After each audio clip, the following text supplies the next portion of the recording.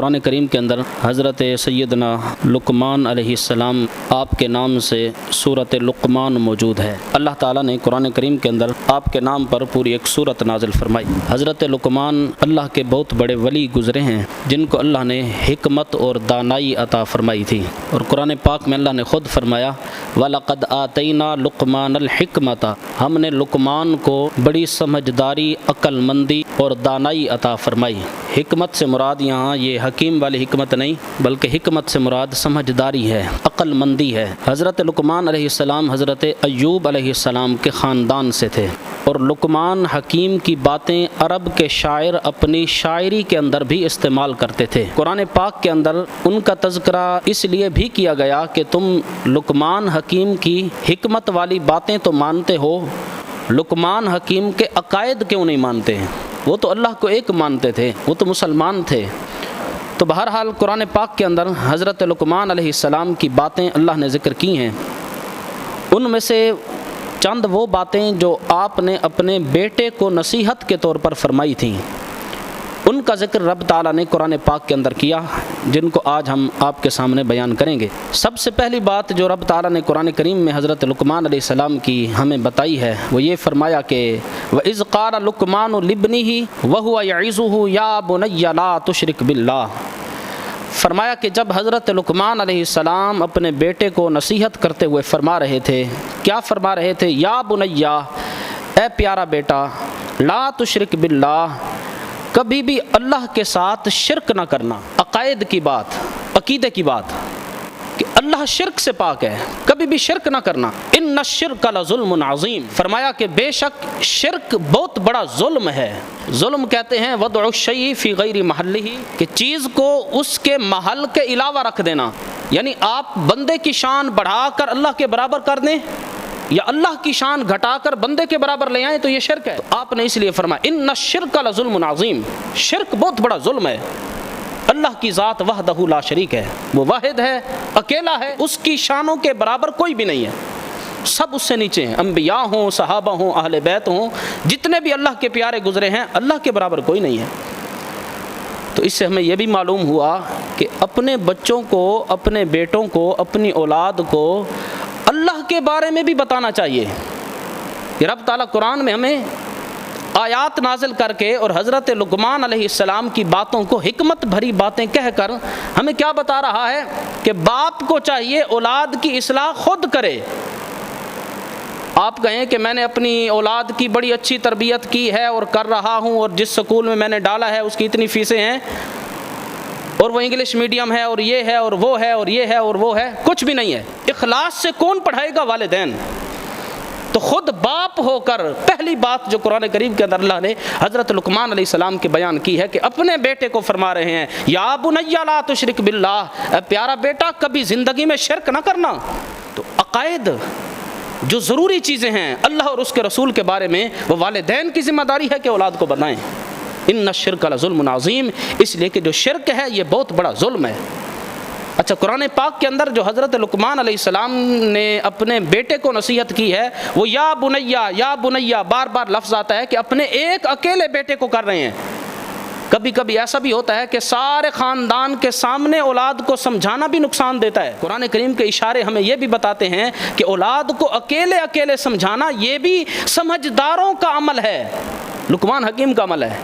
اس کے بعد قرآن کریم میں اللہ تعالیٰ نے درمیان میں ایک جملہ ارشاد فرمایا، چونکہ وہ باپ تھے اور اپنے بیٹے کو نصیحت کر رہے تھے تو والدین کا، ماں باپ کا بہت بڑا مقام ہے، تو اللہ نے یہ بھی فرمایا وَوَصَّيْنَا الْإِنسَانَ، ہم نے انسان کو نصیحت کی ہے، حکم دیا ہے بِوَالِدَيْهِ کہ والدین کے ساتھ وہ حسن سلوک کرے، حَمَلَتْهُ أُمُّهُ وَهْنًا عَلَى وَهْنٍ، اس کی ماں نے کمزوری پر کمزوری برداشت کر کر اس کو اپنے پیٹ میں اٹھایا ہے۔ ماں کا بڑا مقام ہے، حَمَلَتْهُ أُمُّهُ، ماں کا نام لے کر اللہ علیحدہ بتا رہا ہے کہ ماں نے اپنے پیٹ کے اندر بیٹے کو ایک عرصہ تک اٹھایا ہے، اولاد کو اٹھایا ہے، کمزوری کو برداشت کیا ہے۔ وَفِصَالُهُ فِي عَامَيْنِ أَنِ اشْكُرْ لِي وَلِوَالِدَيْكَ، کہ اس نے اپنے بیٹے کو 2 سال تک دودھ بھی پلایا ہے ماں نے۔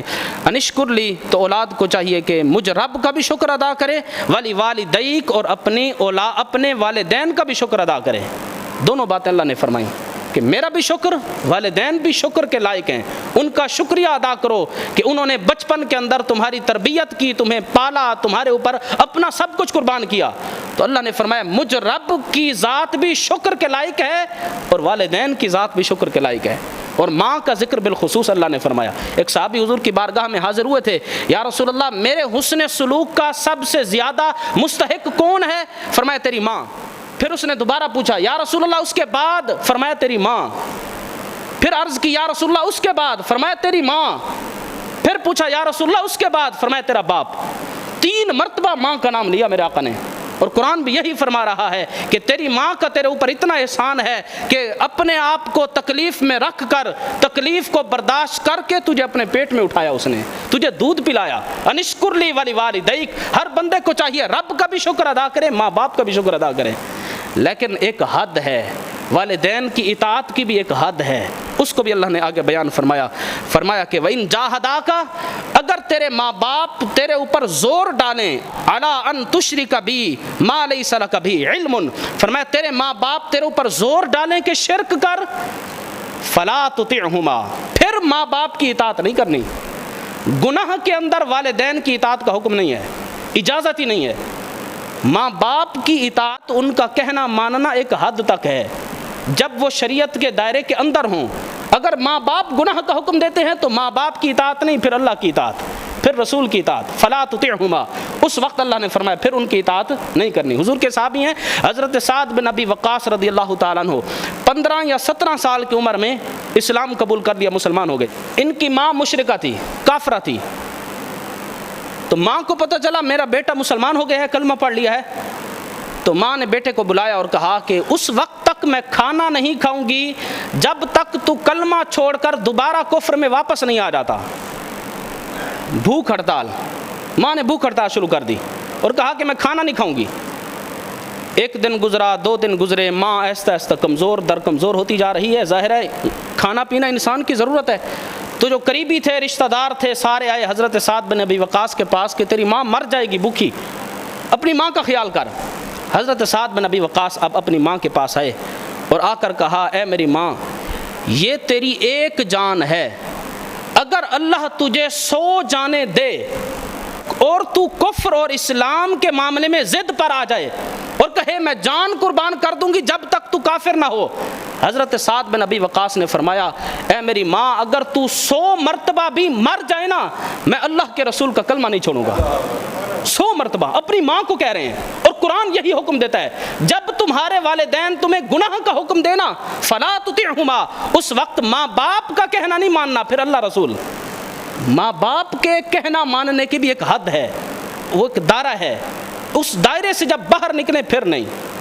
تو لا طاعۃ لمخلوق فی معصیۃ الخالق، اللہ کی نافرمانی میں مخلوق کی اطاعت کی اجازت نہیں ہے۔ ہاں مخلوق کی اطاعت کرو، والدین کا بڑا مقام ہے، پیر و مرشد کا مقام ہے، آپ کے استاد کا مقام ہے، آپ کا جو محسن ہے، بزرگوں کی اطاعت کا، بزرگوں کی فرما برداری کا ہماری شریعت حکم دیتی ہے، لیکن اس کی ایک حد ہے، اس میں اللہ رسول کی نافرمانی نہ ہو۔ تو قرآن کریم میں بھی اللہ تعالیٰ نے یہی فرمایا کہ جب تمہارے والدین شرک کا حکم دیں، گناہ کا حکم دیں، فلا تطعهما، اس وقت اطاعت کرنے کی پھر اجازت نہیں ہے۔ اسی طرح اللہ تعالیٰ نے پھر آگے فرمایا، حضرت لقمان حکیم نے جو اپنے بیٹے کو نصیحت فرمائی تھی، فرمایا یا بنی انہا ان تک مثقال حبۃ من خردل فتکن فی صخرۃ او فی السماوات او فی الارض یأت بہ اللہ۔ پہلے ہی نصیحت کیا کی تھی، اللہ ایک ہے، اللہ کے ساتھ کبھی شرک نہ کرنا۔ اب دوسری نصیحت اعمال کے بارے میں، آپ نے فرمایا کہ یا بنی، اے میرا بیٹا، انہا ان تک مثقال حبۃ من خردل، اگر تو کوئی عمل کرے اور وہ عمل اتنا چھوٹا ہو کہ رائی کے دانے کے برابر ہو، فتکن فی صخرۃ، اور تو عمل جا کر اتنا دور کرے کہ وہ کسی پہاڑ کی چٹان پر چھپ کر کرے، او فی السماوات، یا آسمانوں کی بلندیوں پر کرے، او فی الارض، یا زمین کے کسی تہ خانے میں چھپ کر کرے۔ اپنے بیٹے کو سمجھا رہے ہیں کہ عمل ہو اتنا چھوٹا، چاہے گناہ ہو چاہے نیکی ہو، اتنا چھوٹا ہو کہ رائی کے دانے کے برابر ہو، اور تو بھاگ اتنا دور جائے کہ کسی جا کر دور دراز پہاڑ کی چٹان پر چڑھ جائے، یا آسمانوں میں ہواؤں میں جا کر عمل کرے، او فی الارض، یا زمین کے تحت جا کر عمل کرے۔ لیکن سن، اللہ کی قدرت کتنی ہے؟ فرمایا تیرا چھوٹا سا چھوٹا عمل اور چھپ کر کیا ہوا عمل، دور دراز کیا ہوا عمل، یاتی بھی اللہ، یاد رکھنا تیرے اس نیکی یا گناہ جو چھوٹے سے چھوٹا ہے اللہ قیامت کے دن تیرے سامنے لے آئے گا۔ اللہ کی قدرت، عمل کتنا؟ مثقال حبۃ من خردل، بالکل رائی کے دانے کے برابر ہے، چاہے وہ نیکی ہے چاہے گناہ ہے۔ فرمایا میرے رب کی اتنی قدرت ہے کہ تو زمین کے تہ خانے میں چلا جائے یا آسمان کی بلندیوں پر چلا جائے، کسی سیارے پر چلا جائے یا کسی پہاڑ کی چٹان پر چلا جائے اور تو سمجھے اللہ کو علم نہیں ہوگا۔ فرمایا یاتی بھی اللہ تیرے چھوٹے سے چھوٹے عمل کو بھی قیامت کے دن تیرے سامنے لائے گا۔ اور اللہ کی یہ قدرت ہے، اپنے بیٹے کو رب کی قدرتیں بتا رہے ہیں۔ کبھی ہم نے بھی بتائی؟ ہمیں بھی چاہیے کہ اپنی اولاد کو بتائیں کہ اللہ کیسا ہے، شریعت کیا کہتی ہے، دین کیا کہتا ہے۔ یاتی بھی اللہ ان اللہ لطیف خبیر، فرمایا کہ اللہ بڑا باریک بین اور خبردار ہے۔ اللہ تو سینے کے اندر چھپی ہوئی بات کو بھی جانتا ہے، تو اپنے بیٹے کو سمجھا رہے ہیں۔ تو اعمال ہو گئے۔ اس کے بعد آپ نے اعمال کا ذکر کرتے ہوئے فرمایا یا بنیا، اے میرا بیٹا، اقیم الصلاۃ، نماز قائم کرنا، نماز پڑھتے رہنا، وامر بالمعروف، نیکی کا حکم دینا، ونہا عن المنکر، برائی سے منع کرتے رہنا، واصبر علی ما اصابک، اور اگر اس راہ میں نیکی کا حکم دیتے ہوئے برائی سے منع کرتے ہوئے کوئی مصیبت پہنچ جائے، اور یقیناً اس راہ میں مصیبتیں آتی ہیں، جو راہ حق اختیار کر چکا ہے اور اچھائی کا حکم دیتا ہے، برائی سے منع کرتا ہے، پھر کوئی نہ کوئی تکلیف آتی ہے۔ فرمایا کہ وَاصْبِرْ عَلَىٰ مَا أَصَابَكَ، اگر اس راہ میں کوئی تکلیف پہنچے تو پھر صبر کرنا، پھر اللہ پر ڈال دینا کہ تو اچھا کام کر رہا ہے، نیکی کا حکم دے رہا ہے، برائی سے منع کر رہا ہے۔ اگر کوئی تیرے خلاف بات کرتا بھی ہے تو وَاصْبِرْ عَلَىٰ مَا أَصَابَكَ، جو بھی مصیبت پہنچے پھر صبر کرنا۔ اگلی بات بڑی پیاری ہے، فرمایا ان ذالک من عزم الامور، یہ صبر کرنا تو ہمت دار بندے کا کام ہے، ہر بندہ صبر نہیں کر سکتا۔ ان ذالک من عزم الامور، فرمایا اس راہ میں تکلیفیں ضرور آئیں گی، مصیبتیں پریشانیاں آئیں گی، جب تو لوگوں کو اچھائی کا حکم دے گا، اگر تیرے سامنے کوئی برا کام ہو رہا ہے اس سے منع کرے گا تو لوگ بڑی بڑی باتیں کہیں گے، تو بڑا مولوی بنا پھرتا ہے، اور طرح طرح کی باتیں تو کریں گے، لیکن اس وقت صبر کرنا۔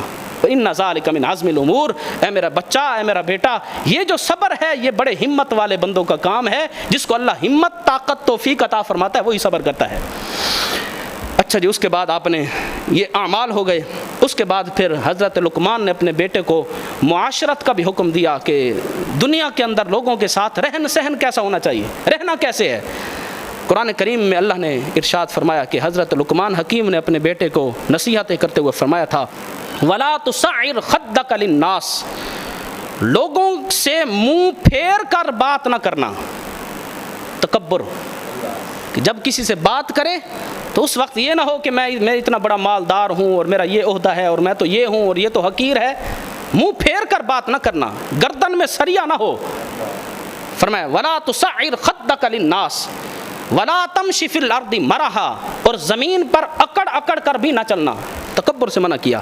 ان اللہ لا يحب كل مختال فخور، فرمایا اللہ تکبر کرنے والوں کو پسند نہیں فرماتا، اللہ کو وہ بندہ پسند نہیں ہے۔ اگلے دن میں دیکھ رہا تھا ویڈیو، ایک بہت بڑا آستانے کا پیر ہے اور لوگ اس کو سلام کرنا چاہتے ہیں، اور اس کا ہاتھ دیکھ کر میں حیران ہو رہا تھا کہ لوگ اسلام کی وجہ سے اس کے ساتھ جڑے ہیں اور لوگوں کو سلام کرنے تک بھی وہ گوارا نہیں کر رہا، سلام بھی نہیں کر رہا، گردن میں سریا ایسا ہے کہ کسی کی طرف دیکھنا گوارا نہیں۔ تو شریعت اس کا حکم نہیں دیتی۔ جو واقعاتاً پیر ہیں، جو واقعاتاً عالم دین ہیں، ان کو کبھی دیکھو لوگوں کے ساتھ کیسے ملتے ہیں، کیسے مسکرا کر ملتے ہیں، مسکراتے ہوئے ملنا، کسی بھائی کو ملتے ہوئے مسکرا پڑنا، میرے آقا نے فرمایا اس پر اللہ صدقہ کرنے کا ثواب عطا فرماتا ہے۔ صرف جب بندہ کسی کو سلام کرے ساتھ تھوڑا سا مسکرا پڑے۔ تو لقمان حکیم نے بھی یہی کہا کہ جب لوگوں سے ملنا اپنی گردن ٹیڑھی کر کے نہ ملنا، وَلَا تَمْشِ فِي الْأَرْضِ مَرَحًا، زمین پر تکبر کرتے ہوئے نہ چلنا، ان اللہ لا يحب كل مختال فخور، اللہ کسی بھی تکبر کرنے والے کو پسند نہیں فرماتا۔ آگے آپ نے فرمایا اپنے بیٹے کو سمجھاتے ہوئے فرمایا وَاقْصِدْ فِي مَشْيِكَ، درمیانی چال چلنا، چلتے ہوئے نہ بہت زیادہ بیماروں کی طرح بندہ چلے، یہ بھی شریعت کو پسند نہیں، نہ بہت زیادہ بھاگ رہا ہو، یہ بھی پسند نہیں۔ بعض لوگوں کو آپ نے دیکھا ہوگا ایسے چلتے ہیں جیسے بیمار ہوں، اگر کوئی بیمار ہے وہ الگ بات ہے، اگر صحت مند ہے پھر بھی بیماروں کی طرح چلنا، یہ اللہ کی نعمتوں کی ناشکری ہے۔ حضرت عمر نے ایک شخص کو دیکھا تھا کہ وہ بالکل ایسا ایسا چل رہا تھا، آپ نے فرمایا انت مریضن، کیا تو مریض ہے، بیمار ہے؟ اس نے کہا نہیں۔ تو پھر حضرت عمر رضی اللہ تعالیٰ نے فرمایا جو اللہ نے تجھے صحت دی ہے، صحت کے ساتھ اللہ کو چل کے بھی دکھا۔ تو اگر صحت ہو تو بیماروں کی طرح نہیں، درمیانی چال، اور بہت زیادہ بھاگنا کہ لوگ پریشان ہوں کہ پتہ نہیں کیا ہو گیا، اس کی بھی اجازت نہیں۔ درمیانی چال، آپ نے فرمایا وقصد فی مشی کا، چال میں درمیانی چال اختیار کر، نہ زیادہ بھاگ نہ زیادہ بیماروں کی طرح چل۔ اور فرمایا وغضض من صوتک، اپنی آواز کو آہستہ رکھ، آواز پست رکھ۔ بہت لوگوں کو آپ نے دیکھا ہوگا کہ بات ایک بندے کو کرنی ہوتی ہے، پورا محلہ اس کی بات سن رہا ہوتا ہے۔ اتنی بلند آواز سے باتیں کرنا کہ ہمسائے ہی تنگ ہوں، اور بات کیا ہے، نارمل بات جو گھر میں ہوتی ہے، تو اس کی اجازت نہیں۔ شادی آپ کے گھر میں ہے، 5 دن سے آپ کا ہمسایہ نہیں سویا، اور وہ بیچارہ آپ کو کچھ کہہ بھی نہیں سکتا اس لیے کہ آپ تھوڑے تھوڑے بدماش بھی ہیں، اس کی اجازت نہیں۔ تو حضرت لقمان حکیم نے اپنے بیٹے کو کیا فرمایا، وغضض من صوتک، اپنی آواز کو آہستہ رکھ۔ یہ باوقار لوگوں کا طریقہ ہے، اور اسلام ہمیں وقار کے ساتھ رہنے کا حکم دیتا ہے۔ تو فرمایا وغضض من صوتک، اپنی آواز کو آہستہ رکھنا۔ اگلی مثال بڑی پیاری ہے، آپ نے فرمایا ان انکر الاصوات لصوت الحمیر، یاد رکھ کہ سب سے ناپسندیدہ آواز گدھے کی آواز ہے۔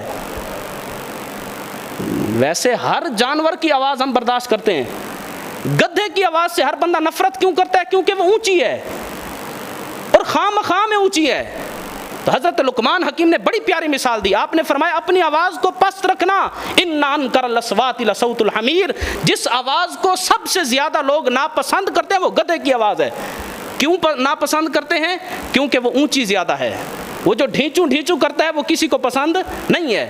تو آپ نے مثال دیتے ہوئے فرمایا اپنی آواز کو بھی آہستہ رکھنا، جب کلام کرے تو باوقار طریقے سے کر، تاکہ تیری آواز سے دوسرے لوگ پریشان نہ ہوں، دوسرے لوگ تنگ نہ ہوں۔ میں بچوں کو پڑھاتا ہوں، میرا بچوں کے ساتھ روزانہ کا تعلق ہے، تو مختلف مزاج کے بچے آتے ہیں۔ بعض آواز جب بات کرتے ہیں تو آہستہ رکھتے ہیں، بعض بہت چیخ کر بولتے ہیں۔ تو میں نے اندازہ لگایا کہ ان کے گھر میں والدین چیخ کر بولتے ہیں تو بچوں کی بھی عادت ہو گئی ہے، اور جن کے والدین پڑھے لکھے سمجھدار ہیں وہ گھر میں جب آہستہ آواز رکھتے ہیں تو بچے باہر آ کر بھی وہی تربیت دکھا رہے ہوتے ہیں کہ والدین نے کیا تربیت کی ہے۔ تو اپنے گھروں کا ماحول ٹھیک کرو۔ ایک دوسرے کے ساتھ چیخ کر باتیں کرنا شریعت اس کی اجازت نہیں دیتی، اور قرآن میں اللہ نے حکمت بھری باتوں میں یہ بات کہی ہے کہ حضرت لقمان حکیم، جن کو ہم نے حکمت عطا فرمائی تھی، سمجھداری عطا فرمائی تھی، وہ اپنے بیٹے کو نصیحت کرتے ہوئے فرماتے ہیں کہ وغضض من صوتک، اپنی آواز کو پست رکھو۔ تو یہ چند باتیں حضرت لقمان حکیم کے حوالے سے میں نے آپ کے سامنے رکھی کہ اپنی اولاد کے عقائد کی بھی اصلاح، اعمال کی بھی اصلاح، اور معاشرت کی بھی اصلاح۔ عقائد سب سے پہلی چیز ہے کہ اللہ ایک ہے، اللہ کے رسول پر ہم ایمان رکھتے ہیں، کتابیں کیا ہیں، رسول کیا ہیں، آخرت کیا ہے، جنت کیا ہے، دوزخ کیا ہے، یہ والدین کی ذمہ داری ہے، ان کو بتائے۔ اور اعمال کے بارے میں بھی بتائے کہ بیٹا خیال کرنا، جو بھی عمل تو کرے، چاہے چھوٹے سے چھوٹا ہو، چاہے چھپ کر کرے، اللہ ہر وقت دیکھ رہا ہے۔ اور یہی بات آپ نے فرمائی کہ چاہے تو زمین کے اندر بھی چلا جائے نا، یأتی بہ اللہ تیرے ہر گناہ کو، تیری ہر نیکی کو قیامت کے دن تیرے سامنے لائے گا۔ اور معاشرت ان کو سکھاؤ کہ دنیا کے اندر رہنا کیسے ہے۔ یہی خلاصہ ہے چند آیتوں کا جو میں نے آپ کے سامنے پیش کیا۔ اللہ تعالی ہمیں عمل کی توفیق نصیب فرمائے۔